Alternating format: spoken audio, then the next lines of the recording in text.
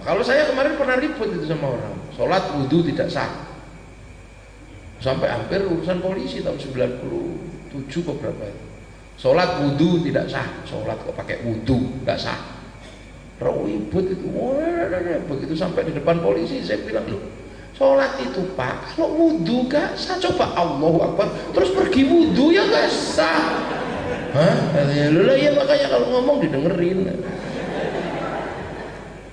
Kayak orang pidato, ibu-ibu, bapak-bapak, babi, terus batuk kan, marah semua. Loh, kami bukan, enggak, maksudnya babi haram. Ini itu belum selesai kok. Bapak-bapak, ibu-ibu, babi haram. Loh, haramnya belum sudah marah-marah. Nah kita ini juga belum, didik orang ini belum sampai di selesai, nanti sampai. Nah ini yang kadang kita ini dari yang jauh ini kan sering dengar yang enak-enak tapi nggak bisa dijalankan. Misalnya kemarin setelah aksi 212 begitu lihat orang banyak, kaum muslimin harus hanya berkawan dengan orang Islam, tidak boleh berkawan dengan orang kafir, berteman aja tidak boleh. Nah ya kita yang jauh ya pusing kita. Ya haji bisa ke Makkah, tapi urusan naik pesawat kan urusannya Yahudi sama Nasrani. Wong kita nggak bisa bikin pesawat. Nah yang bikin pesawat Pak Habibie gak jadi-jadi. Kasih nama tetuko, sing teko ra tuku-tuku, sing tuku ra teko-teko. Gak bisa kita di sini. Ibu-ibu gak bisa pisah dengan Nasrani. Terkait apa? Bedak dan parfum pasti Prancis yang bikin. Karena orang Bontang udah gak percaya sama bedak Bontang. Beras dijeplok ya blonteng kabeh ya. Nah ini kadang enak. Nah makanya NU itu mikirnya itu panjang. Makanya NU itu sering sekarang ini dianggap sebagai lelet, toh, nggak responsif. Itu loh, ulama itu mikirnya panjang. Kenapa? Ada siroh yang sangat panjang lah. Kita ini kadang ngikuti yang baru itu kan, wah, rokok haram. Ya rokok haram ya tidak bisa, rokok kok haram. Ya kalau rokok itu haram ya 67 triliun itu sama-sama haram. Masuk APBN, APBN-nya haram, untuk bangun jalan-jalannya haram. Yang ngaramkan rokok dosa lewat jalan itu. Loh, maka NU tetap berpegangan pada hukum rokok yang lama karena memang nggak ada hukumnya. Kenapa Anda nggak ngerokok? Kalau ngerokok pusing, oh makruh. Kenapa kamu ngerokok? Kalau nggak ngerokok tambah pusing, wajib. Nah gitu aja. Nah itu dianggap tidak mewakili kepentingan umat. Padahal sebenarnya ngomong umat agar tidak jatuh kepada dosa haram. Nah kalau Hizbut Tahrir ya haram Pancasila ya setiap hari dosa. Hidup di Indonesia, lampu merah itu ditentukan oleh DLLAJR, Dinas Perhubungan. Mereka menentukan untuk membangun lampu merah itu aja, itu pakai APBN. Seluruh keputusannya distempel oleh Pancasila. Mengikuti lampu merah dosa dia. Iya tuh, beli sesuatu dosa wong angger. Uang ada stempelnya Pancasila. Oh dosa cok rantete. Kaya wong sing ngaramke rokok itu ora dicabut kualat itu susu. Bangun sekolahan minta APBN. Gaji guru APBN. Makanya orang-orang kayak gitu hidupnya enggak barokah. Ini lihat aja. Mana ada barokah. Paling ya begitu-gitu aja. Nah ini yang kadang kita ini santri ini kiai ini dianggap ya kiai itu mikirnya panjang. Kiai tidak mengharamkan bank. Loh, kiai ya tidak berani menghalalkan bank. Memang nggak ada wong bank kok halal, enggak ada. Seluruh bank itu pasti ada unsur riba karena seluruh bank berhubungan dengan bank konvensional dan seluruh sistem bank konvensional berhubungan dengan bank devisa New York. Bank devisa New York pemiliknya Rothschild Rockefeller, pengusaha Yahudi terkaya di dunia. Tapi harus ngaramno, ora wani. Wong kabeh wis berhubungan dengan bank. Maka ya tidak usah dihalalkan, tidak usah diharamkan, wis meneng ngono kok.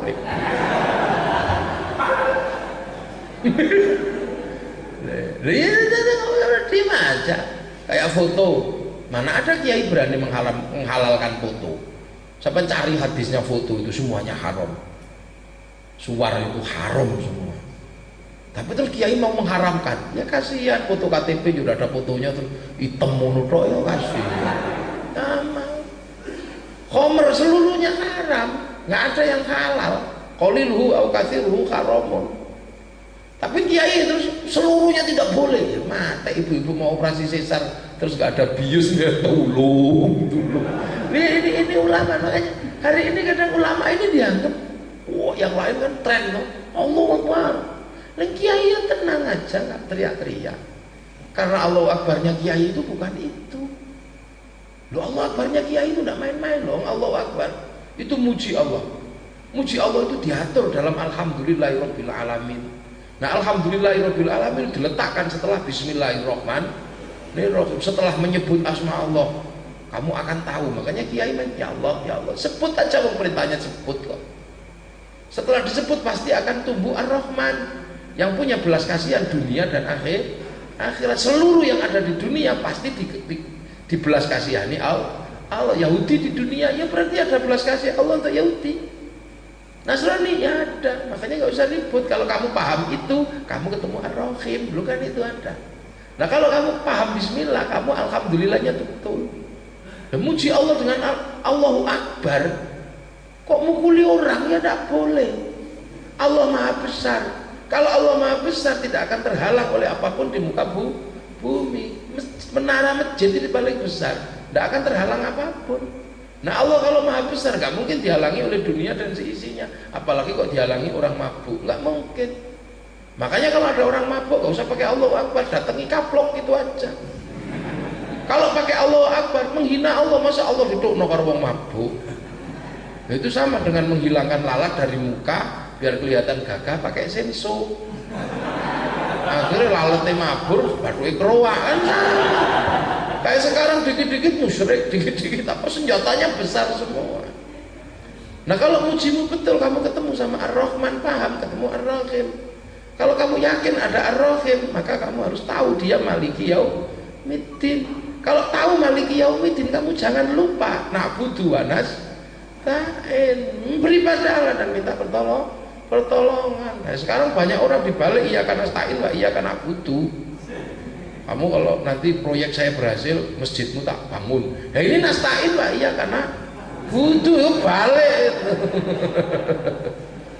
Nah makanya kalau sudah tahu itu, maka ihdinas siratal mustaqim, minta jalur kepada jalan yang lurus yang benar. Nah kalau jalan yang benar jangan lupa siratal ladzina an'amta alaihim, jalannya orang-orang. Maka kita harus ngakui khol.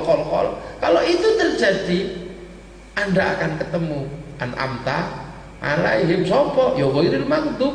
Ghairil maghdub itu siapa? Ya malah dolin. Ya sama aja. Loh makanya kiai-kiai paling jengkel bismillah hilang. Kenapa? Ini pembelajaran kaum muslimin untuk mengenal Allah. Lah makanya kalau bismillahnya hilang, alhamdulillahnya serem-serem.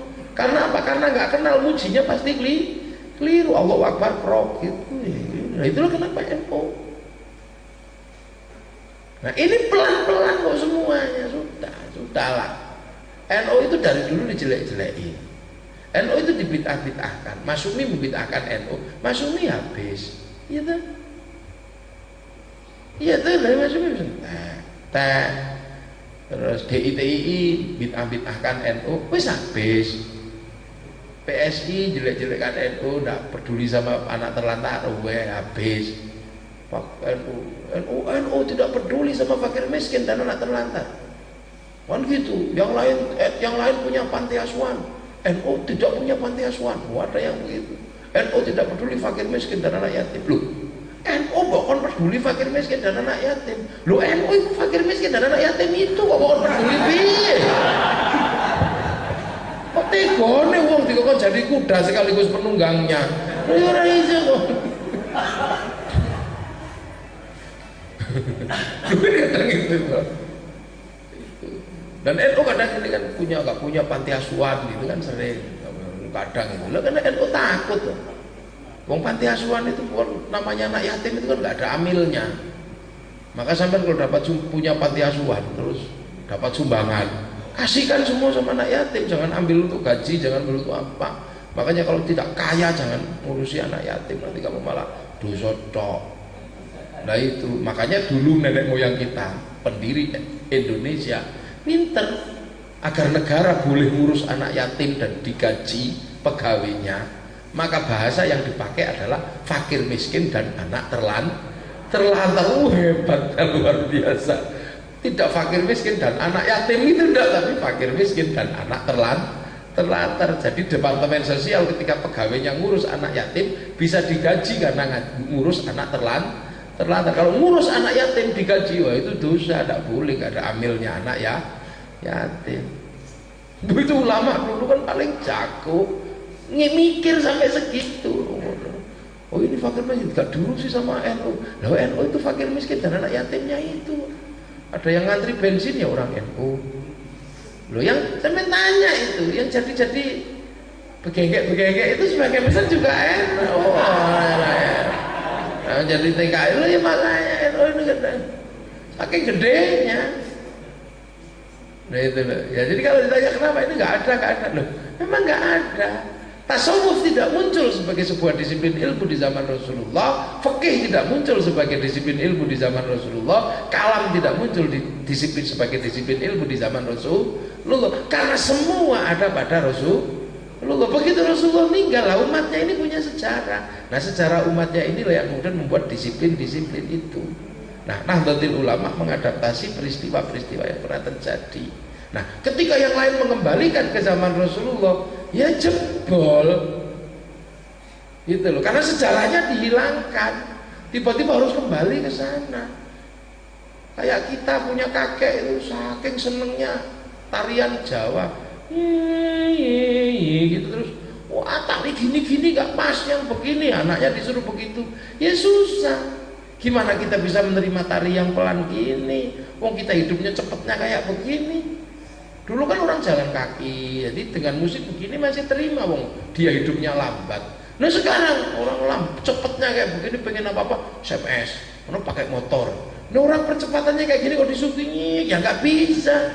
Musiknya ya koplo kan gitu, zamannya berubah. Nggak bisa, dengan musik pelan nggak bisa. Kita ini zamannya berubah. Nah kita masih membayangkan itu yang baik, iya itu baik di zaman itu. Itulah kalau sekarang pesawat nggak boleh, wadah gitu itu. Kembali pakai unta, nah ya untanya itu loh nggak ada. Orang di Mekah aja peternakan unta semakin kurang. Kalau kamu yakin itu terus, nanti kalau unta nggak ada, kamu naik mobil dosa lagi itu. Lu kayak gini nanti lu tahu itu karena punya pengalaman pahit seperti itu. Para nenek moyangnya. Nah itu mungkin awal dan mukaddimah ya. Nanti kita bisa saling diskusi untuk bisa lebih memahami apa sih Islam Ahli Sunnah wal Jamaah. An-Nahdliyah ini kok semakin apa ya, semakin mengkilat ini kan, ini yang indah. Iya, matur nuwun. Assalamualaikum warahmatullahi wabarakatuh.